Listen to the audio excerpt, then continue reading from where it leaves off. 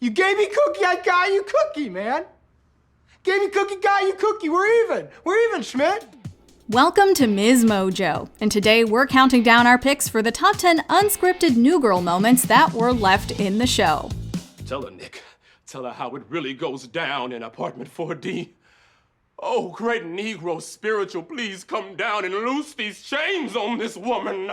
Sparkles are in. There's the line. You give Sparkles are in. So it's 50% drinking game, 50% life-size Candyland. For this list, we'll be looking at unscripted and improvised moments that were so good they made the final cut. We don't have a script for your comments, so feel free to improv something below. Number 10. Mumbling. If you used to watch actors mumble or whisper their lines on New Girl and think, shouldn't they have used a better take? You aren't alone. Let us take you out tonight, okay? And that way you can feel like you're going on a date first. There were some TV veterans working on the show who felt the same way at first. This new technique that actors used to get through some longer passages while still keeping the energy up went against all the old school ideas of comedy and performance. Sorry, I'm late. There was a TV crew by the Staples Center, so I had to jump around behind the guy to get on TV. But the good news, I got on TV, so I think I'm behind the news. However, show creator and EP Liz Merriweather loved how real it felt. And it didn't take long for everyone to see how funny it was and to get on board. It's that line that that haunts her, that consumes her, that rings in her ear for all of eternity, granting you immortality. You're damn right. Immortality. Come here. Number 9. Jay Cutler. One of the funniest ongoing gags throughout the run of the series was the way Schmidt would mispronounce certain words. Why would I think about you? Because we're friends. We're not animals. We're men, Schmidt. The only time a man is allowed to think about another man is when that man is Jay Cutler. We'll get to how it all started later in this list, but for now, let's just enjoy his take on ex-Bears quarterback Jay Cutler. These mispronunciations definitely weren't scripted. I don't know who Jay Cutler is. Why are you saying Cutler like that? But is there a New Girl fan out there who uses coupons at the grocery store and doesn't call them cup-ons? We'll pack our lunches, we'll cut out coupons. It's coupons. Coupons, yes. No, you're saying cup-ons. It's fine, it's not important. We'll cut out coupons. But if we're gonna do this, we're gonna have to go to the bank now. Actor Max Greenfield loved doing these mispronunciations so much that sometimes the crew would have to ask him not to do it in a scene that was supposed to be a little more serious. Number 8. Water massage. Let's not do this. Let's not take off our clothes. When we talk about unscripted moments, we aren't just talking about dialogue. Sometimes a character's reaction can be just as improvised as their words, which was the case with the water massage scene in season 2. What do I know? We're taking our pants off? Okay, keep those underwear on, am I right? In this scene, Tran gives Nick a water massage in an attempt to calm and relax him. Prior to filming the scene, the crew brought in a professional water masseuse to explain to actor Jake Johnson how he should react to the experience. Why are you cradling me like a baby, friend? This is not how guys of my generation hang out. Well, once he was actually in the water, Johnson felt uncomfortable and decided to go with it and play that up in his performance. Oh, that's my butt. This is intimate. It definitely doesn't look very relaxing. Number 7. Nick and Jess fight. Usually on a single camera comedy, filming is done with the camera on one actor while the other actor is off camera reading their lines. You're saying you want the... No. Not with you, no, blah. Don't say blech. I don't want it. I'm not disgusting. It's not an unheard of thought. New Girl, however, used a cross-coverage technique that had multiple cameras filming at all times, allowing the actors to feel more engaged and comfortable improvising without fear of stepping on each other's lines. Out of curiosity, why do you think that, though? Because you drive me nuts, Miller. Because you're always sighing like you're the president of the United States and you have to decide whether we're going to war or not. I sigh because you sing about everything. I do and I not. hate it. This free flow is often best seen during fights, like the one between Nick and Jess in season 2. As Max Greenfield has said in the past, when it does get crazy and really over each other, and it really does feel like, what are these guys doing? There's no way that this is scripted. It's probably not. You're cheap. You are so cheap. cheap. You never ever put money in any tip jar. Ever. What are I've you never seen talking you ever about? do that. Last went to the coffee You shop. put nickels in the tip jar. You know what a jar Nickels. isn't my business? Nickels are It's just worse a than little no boy money. saying, It's an "Love insult." me, give me attention. You're a bartender. Number 6. True American. So it's 50% drinking game, 50% life-size candy lane. If you still don't quite understand how to play the true American drinking game, don't feel bad. The actors don't know either, and neither do the writers. And remember, everything you hear in True American is a lie, knock on wood. And it starts with a shotgun tip-off, okay? The game made its first appearance on the show in episode 20 of season 1. And according to actor Lamorne Morris, who plays Winston, the scene was pretty much all improvised. Quote, "We made it up completely." 1, 2, 3, 4, JFK!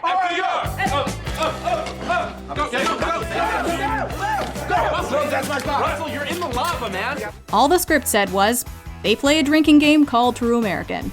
This hasn't stopped people from asking for rule clarifications from the actors, though. Says Morris, quote, "I have people sending me photos of them playing and questions of them debating the rules with friends. But I have no idea. I have no clue what these answers are." My name is Eli Whitney, and I created the cotton gin.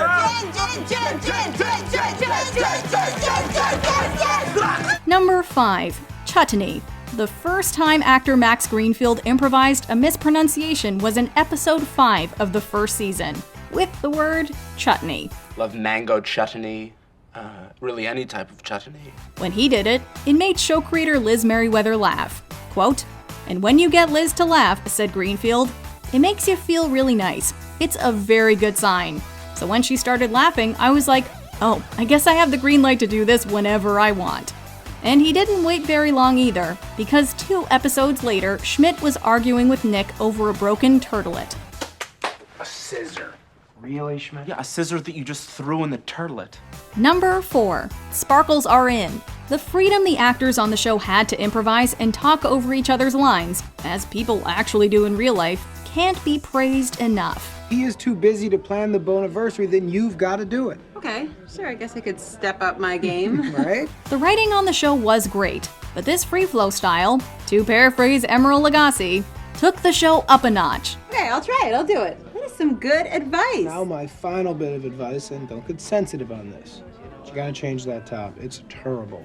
Another example of this is Nick's mostly improv rant at Cece in season 6, where he first tells her to change her shirt and then speaks over her dialogue, with more and more authority and volume telling her that sparkles are in. Bam!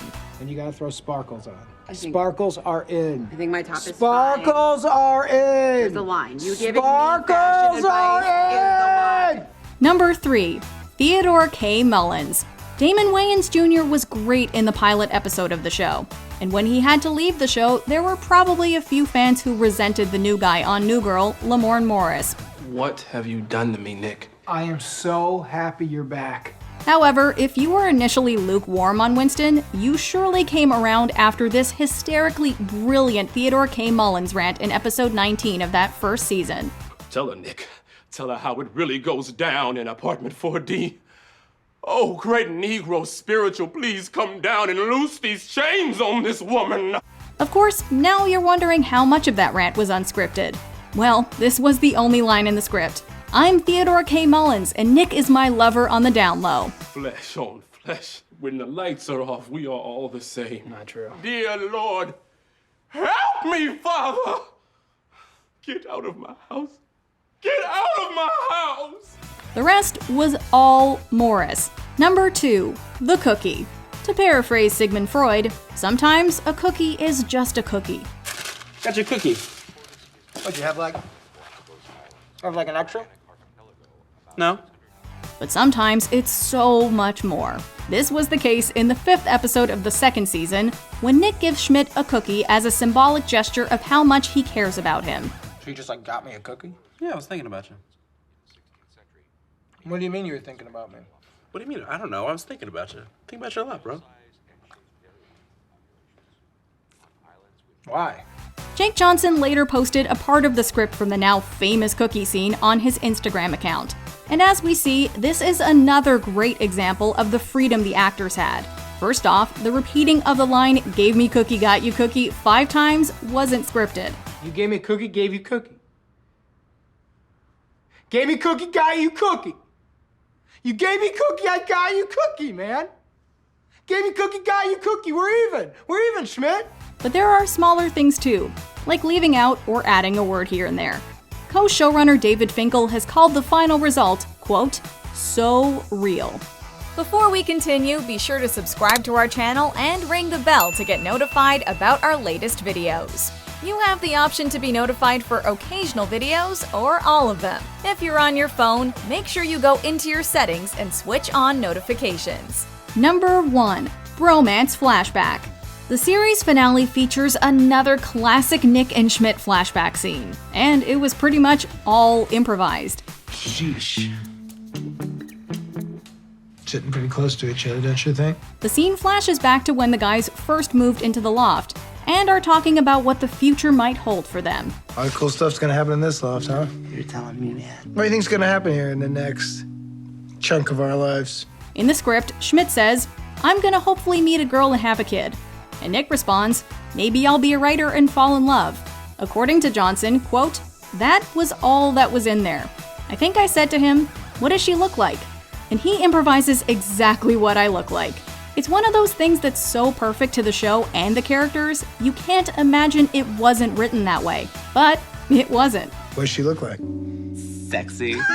Keep going, right off the jack. Just like, you know, like shows up, but like casual, you know what I mean? Like Yeah. wearing a beanie and like a little hoodie, you know what I mean? Like sort of like an orangish red hoodie. Do you agree with our picks? Check out this other recent clip from MsMojo. And be sure to subscribe and ring the bell to be notified about our latest videos.